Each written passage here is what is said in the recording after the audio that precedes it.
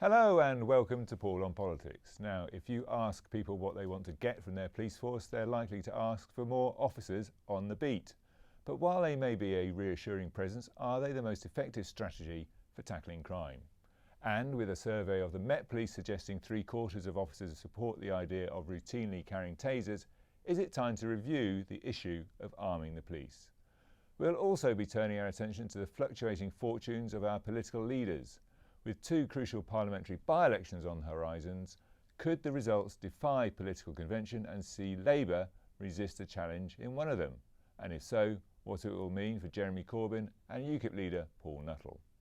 With me on the red sofa to discuss these issues and reflect on the week in politics are Kent's Police and Crime Commissioner Matthew Scott and Medway Labour councillor Tris Osborne, who stood in the Crime Commissioner election last year.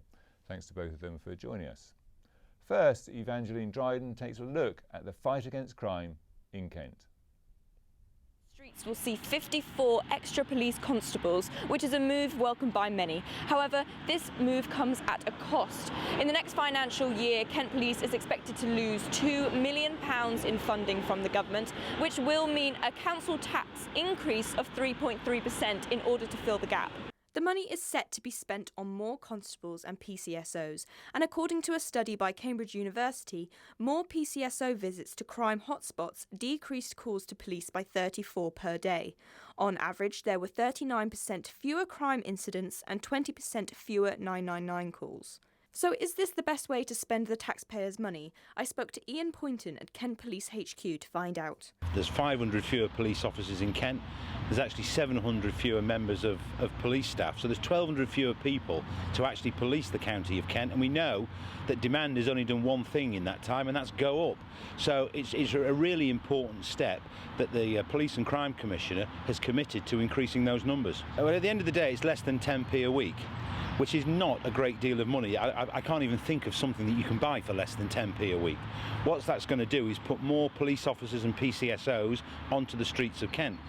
You know, you can't police effectively and efficiently a county the size of Kent with 1.7, 1.8 million people unless you've got the numbers of people to do that. I also asked if there was a need for more armed police on our streets. Well, of course, we live in a very privileged place in policing terms in this country, because we are policed by a police force that is overwhelmingly unarmed, and I think we give that up at our peril. And I think if we were to decide to give that up, we would need to have a massive public engagement, because we'd be fundamentally changing policing by consent. But will these changes redefine the police's relationship with communities across Kent? This is Evangeline Dryden for KMTV. Well, Matthew Scott, we know people like bobbies on the beats. They see it as a visible presence, adding some security to the local town or village. But is it the best way of tackling crime? Well, I think that visible policing does have an important part to play in the fight against crime. Not only does it provide reassurance and a deterrent, but often the PCSOs and PCs will pick things up in local communities in the course of their discussions with people that could be quite useful. And there's been some really good examples of where the knowledge of PCSOs that they've picked up in the community has been very worthwhile in the fight against crime.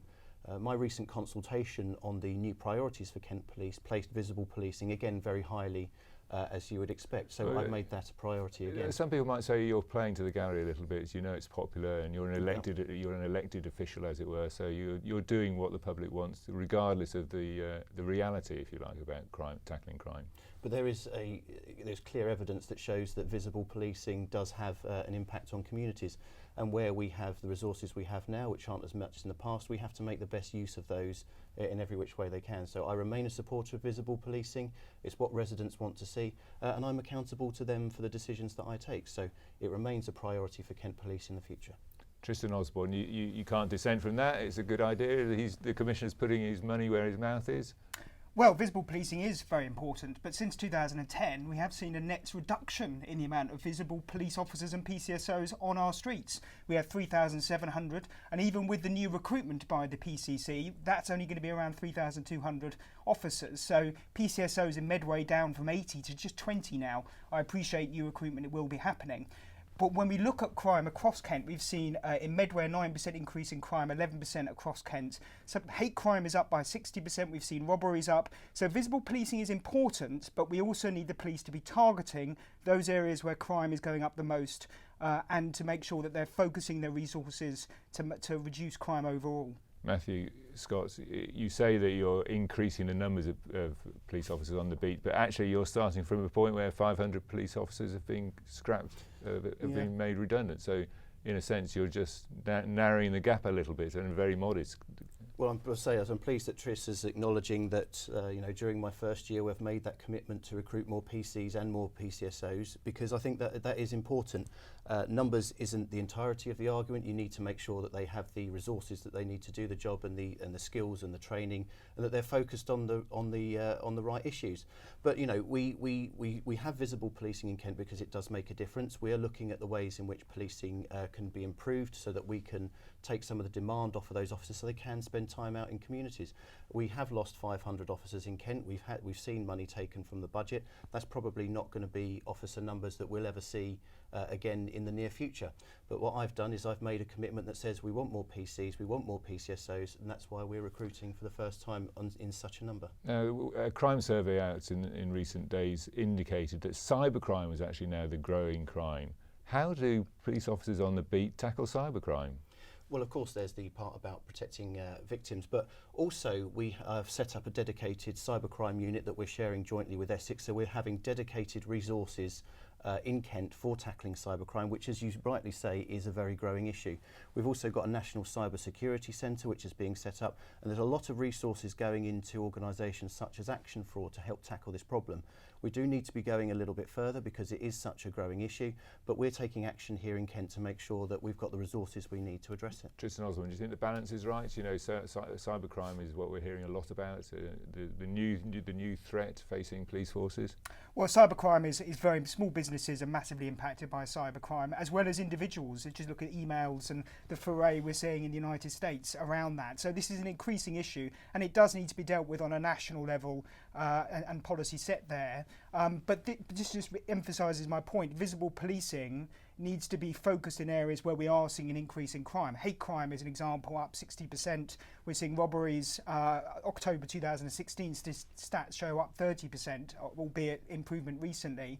So we need to be focusing our resources, not necessarily just on visibility, but also where the crime is happening. And we need to be clever about dealing with crime. Matthew, Scott, there's a growing conversation about the idea of arming police routinely. We've seen a survey this week from the Met Police saying that 3/4 of their officers would like to be armed with tasers. Where do you stand on the issue? Because it does seem as if there is growing arguments for this to happen.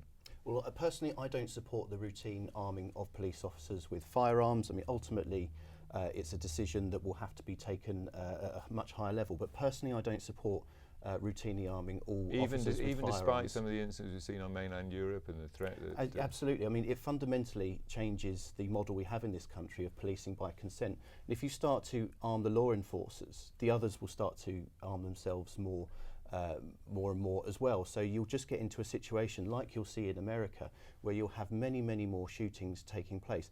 That puts officers at risk, but it also puts members of the public at risk as well. So whilst yes, we are investing in extra firearms officers here in Kent, that's investment that I've secured, and we're going a little bit further on. But I don't think the routine firearms officers, routine arming of officers with firearms is the right way to go. Tris Osborne, do you think all Kent officers should have tasers? No, but that decision has to be one that's taken at an operational level, and yes, it will have to be looked at a government level, looking at police forces around the country. It could be that in certain areas of inner urban London where you have gang problems, or it could be in other centres, that they will look at individual cases where certain forces will consider that. But on an overarching basis across the country, I think I agree with the PCC. I think that is unnecessary at this point, and actually it does put the police perhaps further away from the public, which is exactly the opposite of what they want to be doing at this point. So I would consent. I don't think in Kent we need to be arming any more than they have at present. Matthew, Scott, is Kent prepared for an incident like we've seen in Paris or Nice? Well, we've increased our firearms contingent, so we are more able to respond, because of course if an incident does take place here in the county it's more likely that it will be Kent Police who will be the first responding. So that's why we've increased the resources and we're increasing their capability. It's also why you see them out and about in communities more often, so that we've got that visible reassurance at key locations that show that people Kent with investment. Kent is a kind of sensitive county in lots of ways, isn't it? Because of the borders and the through traffic to London and elsewhere. Yeah. I mean, does that mean that you have to take extra precautions in terms of confronting the security threat? Well, the force has taken the decision, one which I've supported, to put firearms officers out in the public eye at key locations, not all of which, as I'm sure you can appreciate, I would be able to disclose, but in key places where there are potentially security risks, they will be out and about, and I think that's a decision that I think is the right thing to do. Does that presence of armed police on the streets, isn't that sending a message that there actually is something to be concerned about? Well, we have a security threat in this country that's been at the highest for the longest sustained period for some time now. And so I think it's actually provides reassurance, and we've had some very positive feedback from residents who have seen and spoken to these officers out and about that says that this is pretty much supported. Tris Osborne, do you think it's a good idea to have more visible armed officers out on the streets in key locations? I think certainly at key train stations or international borders like Dover, absolutely, I think there is a case to be made, and again that isn't necessarily just for Kent but also across the country at key airports and other locations which there may be intelligence suggests could be key targets. I think that there is a sense and a reason for that, and I don't think any politician really should make a decision over the operational responsibilities of key police staff on that issue. But that again, I don't consent to arming of officers mainstream. I think there is a difference between trained specialists at key locations based on intelligence and the rest of the police, which are dealing with issues on a day-to-day basis. Okay, well that issue is obviously going to continue to dominate the discussion about policing in the next few months and possibly years. Well, since Brexit, the fortunes of the different parties have twisted and turned in all directions. The uncertainty and unpredictability of politics in 2016 has continued in the first few months of this year. Here's Josie Hannett. With only a few weeks to go before the formal process of leaving the EU gets underway, it can seem as though Brexit is the only political game in town. But what do voters think of the current crop of party leaders? Liberal, no, not interested. Labour Party, no way on this planet. Corbyn, don't like him. Wouldn't vote for him. Labour, no one's really liking him and he's tearing the party apart. Labour's literally tearing itself apart. Corbyn and the Liberal chap. I can't remember his name, so he hasn't made much impact, has he? I like Corbyn to stay to the next election because that'll demolish the Labour Party and that'll suit me. Well, David Cameron, is he still in power? No. Well, the obvious place to start is with you, Tris Osborne. Yep. If Labour loses the Stoke by-election and does particularly poorly in Copeland, which we know is not their safe territory for them, does Jeremy Corbyn have to consider his position?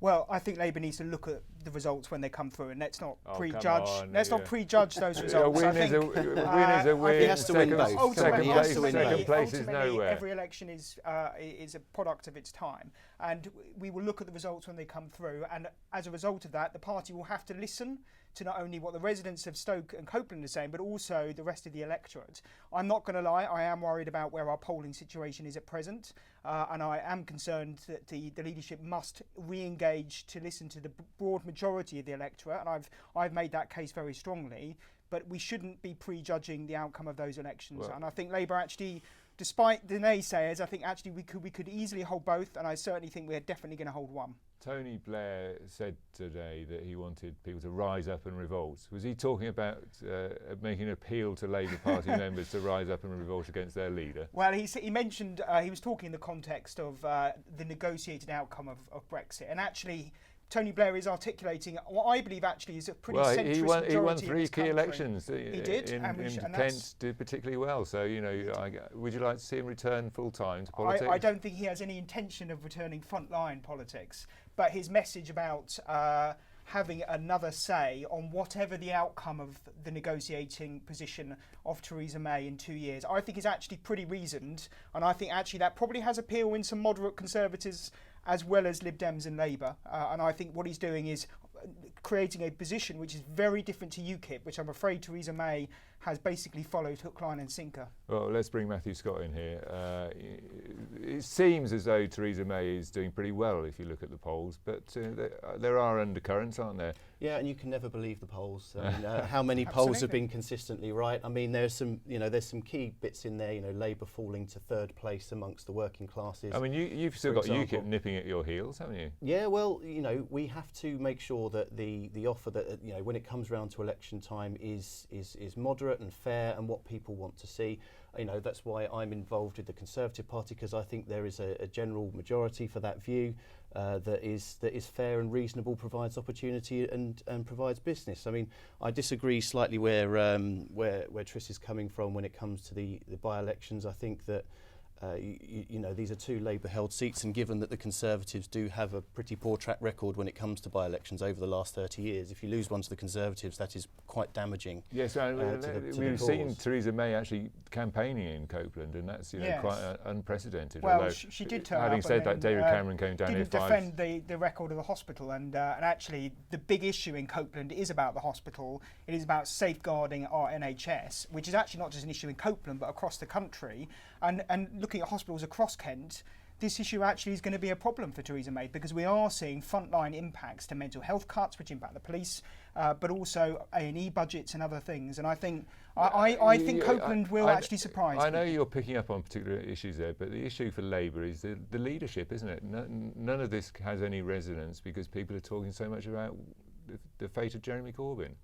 Well, Jeremy is the elected leader. He was elected on a second time last summer. And he's had 4 reshuffles. But I do think he will need to reflect on whatever the outcome of these elections next week, as well as the May elections. And I think he needs to pivot away from perhaps a sectarian left base to where the electorate is located, which is on the broad centre ground of British politics. When you say he has to reflect, what does that mean? Well, I think he needs to reflect on whether he should go. No, well, I think first of all he needs to understand that to win in this country, you need to have the broadest appeal across a large sector of the electorate. And I think at the moment, the current polling suggests that isn't happening. So he needs to broaden that appeal. If he can't do that, Labour does need to ask the serious questions about whether or not we position differently in the future, and be that him or someone else. I don't know, but ultimately he is the leader at present, and he will need to reflect on. I think the key words there are he is the leader at present. Matthew Scott, we've seen how political events which look good on one day can unravel on the following days, and Theresa May's visit to America to meet President Trump was received plaudits at the time, and then a few days later people got the other ideas about it. Was it a mistake? No, I don't think it was a mistake. We have a very strong relationship with America, and sometimes when leaders maybe are a bit more extreme in some of their views, as Donald Trump is, you have to try and build some of those relationships. But I think we're already very early on into his presidency coming to the point where do you stop holding your nose and speak out and actually doing more about it? Because I think that some of the views that he has are very dangerous. I think they're quite concerning, and certainly many of them I don't agree with, and lots of moderate people. Were you one of the 1.8 million who signed that petition asking for the state visit to be scrapped? I stay away You sound from like petitions. you might have been. No, but I mean, again, you have to build relationships with these people. You have to try and do everything that you can to do the best for Britain, and that's what Theresa May is doing at the moment by going and seeing, talking to the French and other world leaders in order to develop those relationships that we're going to have when we leave the European Union. But there has to come a point. We're running short of time, so I want to be where you have to stop holding your nose. Yeah. And I agree that you need to engage world leaders, but Donald Trump, I'm afraid, on issues such as migration, such as on abortion, such as on LGBT rights, he is the opposite of where the British public sit, and Theresa has to be really careful that she isn't damaged by proximity to him. What do you make of this presidency by Twitter? It seems incredible. It is. Well, I tweet myself, but we not all on that tweet, scale. But he's the leader of the free world. Yeah, and I don't do it at 4 a.m. and have a pop at fake news and the media and things. But he's trying to engage directly with the people. That's one thing he's decided that he wants to do. I think the way in which he conducts himself online is perhaps not the best for a president. Tristan, I think we've seen in his first month in office how much of a disaster he is. He undermines the free press. He's lying to people about news and about him, and he's obsessed about the majority that he got when he beat Hillary Clinton. This guy, I'm afraid, I fear for the future of America. And I don't know how long this can go on. If you're having a bet, how long do you think the Trump presidency will last? Do you think he's going to go the full term? Do you think things will smooth out? I would probably say he will probably try and stand again in 4 years' time. Will he last 4 years, though? Well, yes or no? Will he be impeached? Are you saying? Yeah, well, I don't know. But that's the damage that he's doing within America. Is that we're talking about impeachment after 1 month in office. Yeah. Tristan, if you had a bit of money and slipped down to the bookmakers? Well, I predicted we would remain, so obviously that prediction was totally wrong. So I don't bet. But if I did, I would say that he is definitely in line for impeachment, or either his commercial interests or the potential impact of this Russian engagement, which I think is highly questionable. What's going on in the background. Isn't there a sense in which he's doing what he said he'd do, which would govern by different ways, upsetting the kind of established way of doing things, and his use of Twitter is just an example of that.